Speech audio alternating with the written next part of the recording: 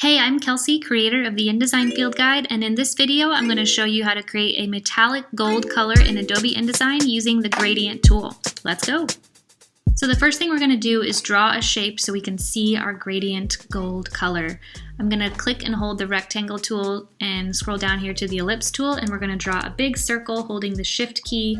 That keeps the proportions even, so it's a perfect circle rather than an oval. I'm going to open my swatches palette and make this black to start with.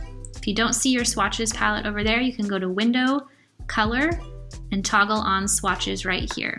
Now with our object selected, I'm going to go to the 4-bar dropdown in the swatches palette and I'm going to select New Gradient Swatch.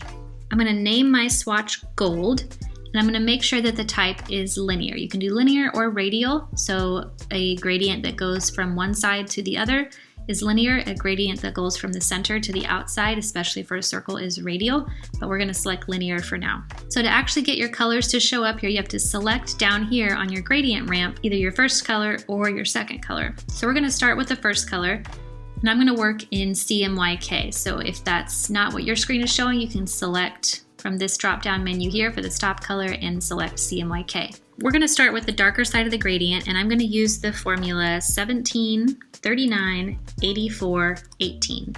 That gives me this kind of dark ochre gold color. So then I'm going to click the other side of the spectrum. I'm going to go to CMYK so I can work in the same format. And I'm going to actually set this up to be the exact same formula as the first one. 17, 39, 84, 18. So now the start and end of our gradient is exactly the same. And this just gives me a good starting point so then I can work on making subtle adjustments to lighten this end of the spectrum. So I'm going to pull this a little bit more towards the yellow, maybe mute this a little bit, get rid of all the black so it's a little bit brighter.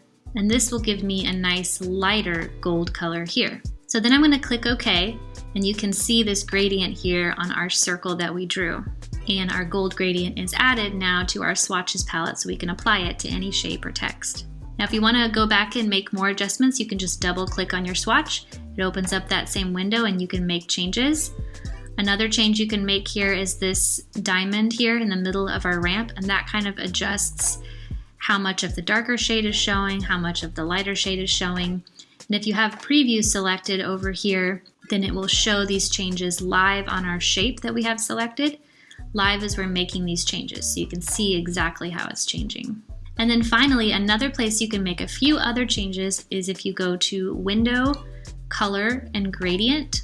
This has a lot of the same tools that we saw in the other window, the linear type, the location, that gradient ramp here where you can change the colors. But a couple other things is you can reverse the gradient, just flipping it, dark to light or light to dark.